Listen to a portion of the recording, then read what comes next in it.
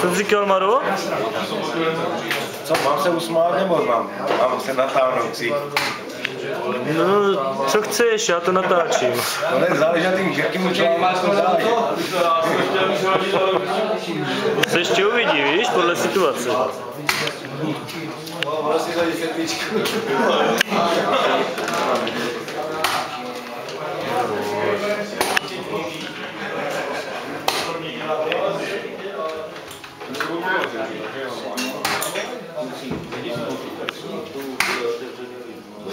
Kde to jde?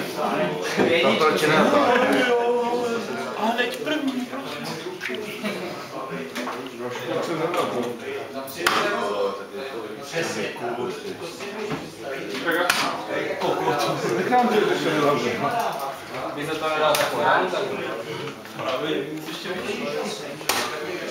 Máš emoce? To je maximálně. Jsem nervově labilní. A nebo nemoce, A ty mám paralyz.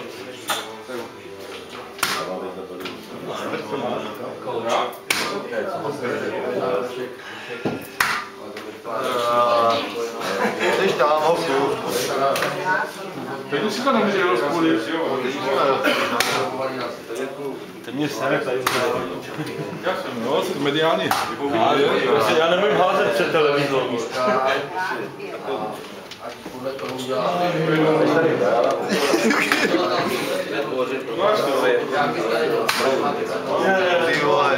Uznáš to?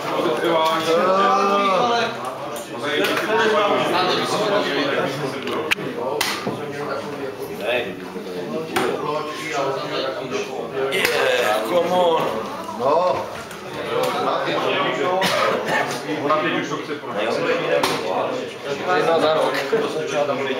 No ten Tomáš tu první hru, on je těch 5 asfaltů, ale po 2 ligách.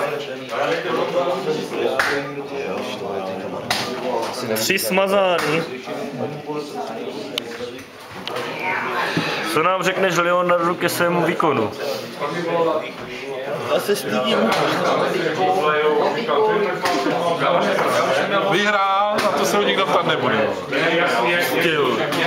Ty jsi vyhrál?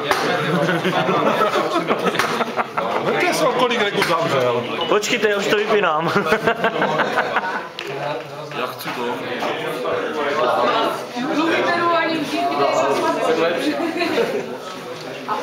Proč mě půjde jenom fotíš mě? Já vím, že jsou krásné.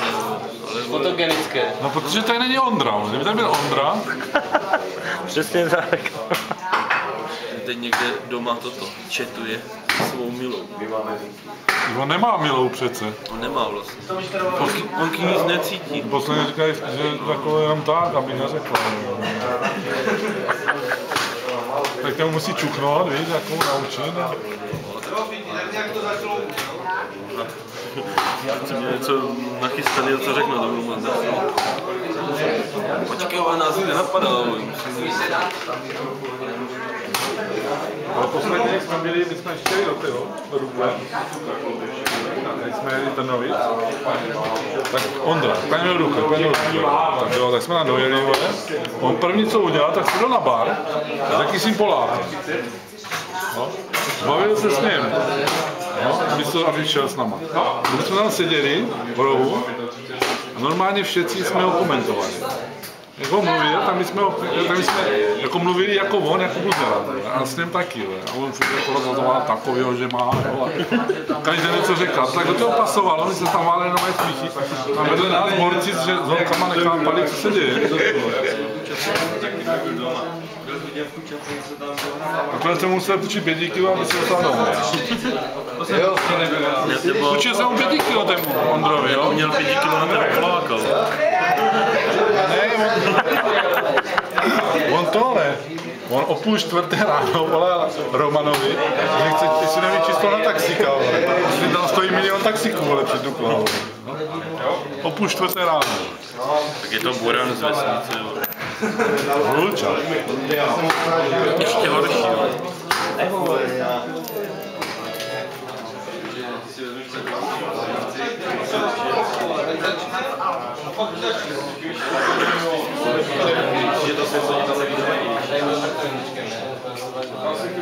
Když fotíš. To je. Já vím, že to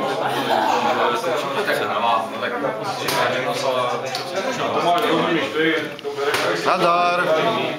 To byl spíš bohem.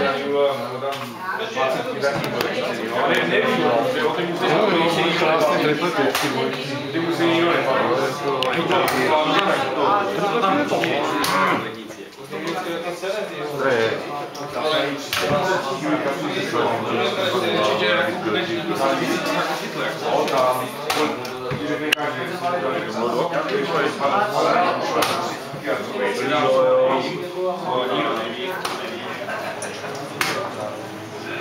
jako na věčku. Já si radši napsal, ale ona mi to napsala. Radši ne. Ne, radši ne. To možná jako fotlík.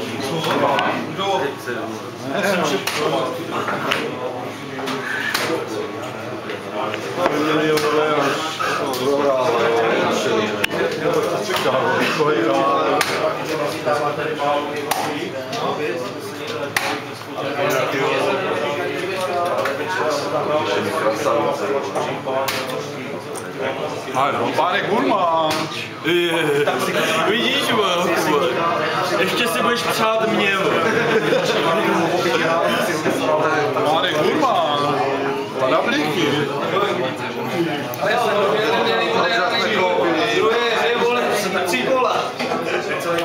No jo, ale já bych tekl jednou. Dobře, Peťu.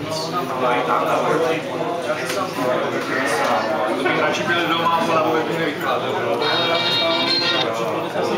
Ústředná. Jste ženský hotové, ne? Jo, tyjo, totálně, jo. No, tady je hovada, vole. Jo, a ty začneš. Co? Ale ze začátku, vole, do toho chceš ty dvě, ty je hovado. A potom bude celý odpadat. To hraješ, protože chceš, nemusíš dělat to, ten by byl. Jak se cítíš, Leonardo? Ondro. Jsem tak trošku nervózní. Červené, ale lepší. Kapacity. Kam jdeš? Tady máš. Co se děje? Ježišmarja. Maro, co se děje? Co se děje? No, co se Dáš, děje? počkej. Co se děje? Jo, Co se děje? tak na zdraví. Na zdraví, kluci. Na zdraví. Aha, na zdraví. Právě si mě spoluhráč ožral. Když se nám už konečně začal dařit. Musím spolíhat jenom na svoje chabesko. Takový prcek. 11, 20. Lepší 18 0. To jsem chtěl jako původně. Po tím začátku jsem tak viděl, že budeme rádi, když to bude 10-8. To jo. No, počkej, ty jsi to neviděl před kamerou, ale za kamerou. Ukaž to, že to máš prázdný. Jako. Jednička je napsali dvě. No, jedničky. Maro, co v tu sobotu jedete teda? Oni jde od tripla, ono. Já se snažím, ale ono. 60. Mezi jsme měli potřebu.